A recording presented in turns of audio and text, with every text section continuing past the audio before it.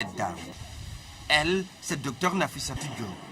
Sa taille contraste de loin avec son talent, son ingéniosité. Cet équipement permet de traiter en une seule fois les opérations de décortiquage, d'extraction, de tamisage et de raffinage de la pulpe. Donc on met le fruit entier comme ça et on récupère le noyau sans la pulpe. Une machine conçue pour lever les contraintes inhérentes à la valorisation industrielle du dita. Mais il est important de se référer au diagramme de fabrication pour une meilleure compréhension. Vous avez une première opération qui consiste à choisir des fruits qui sont de maturité homogène. Vous avez une opération de triage, une opération de nettoyage. Vous mettez le fruit, vous récupérez d'une part le noyau dépulpé et d'autre part vous avez la pulpe qui est raffinée et les débris de coque.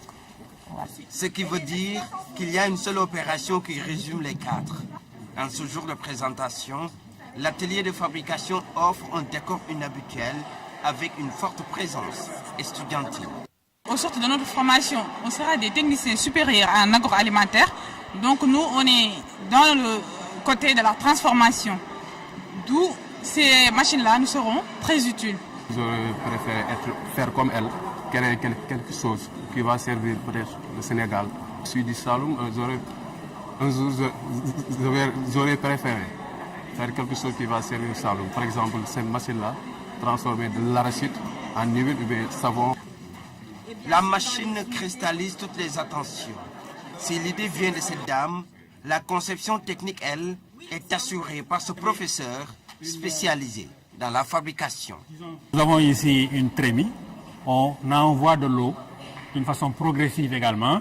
Et cette eau-là va faire descendre, ça va se mélanger à la pulpe et ça va descendre au niveau donc, de la sortie. Quand ça va descendre dans la chambre de travail, c'est là où donc s'effectue le traitement. Quand on a donc enfourné 10 kilos, au bout d'un certain temps, normalement une trentaine de secondes, on envoie de l'eau. Il y a une trappe qu'on ouvre et ça fait descendre le produit, les ditach, les noix de ditach, lentement. Et pour la transformation du ditar, le travail est fait en un temps record.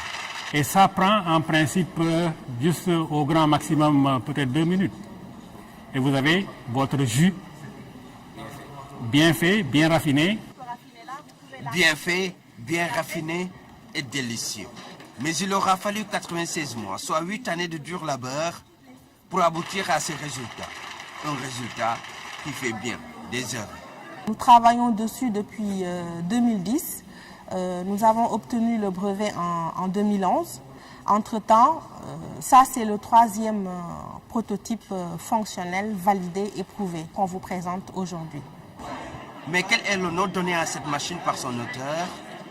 Ah, la machine, elle s'appelle Lika S, parce que ma mère s'appelle Lika Sow.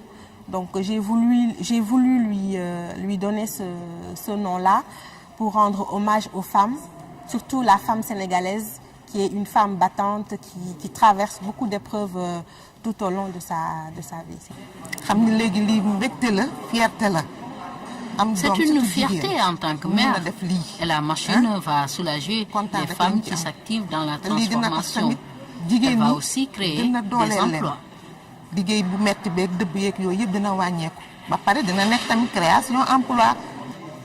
Le prototype est déjà sur le marché. Un atout dans les principales zones de production du ditar, comme la zone sud, le Sine et le Saloum. La dépulpeuse est donc considérée comme une invention au goût délicieux. Un reportage signé Ibrahim Ndong. L'école des sous-officiers de la gendarmerie nationale a été créée en 1960 avant d'être transférée en 2009 à Fatick. L'institution est devenue un creuset d'excellence en perpétuelle progression.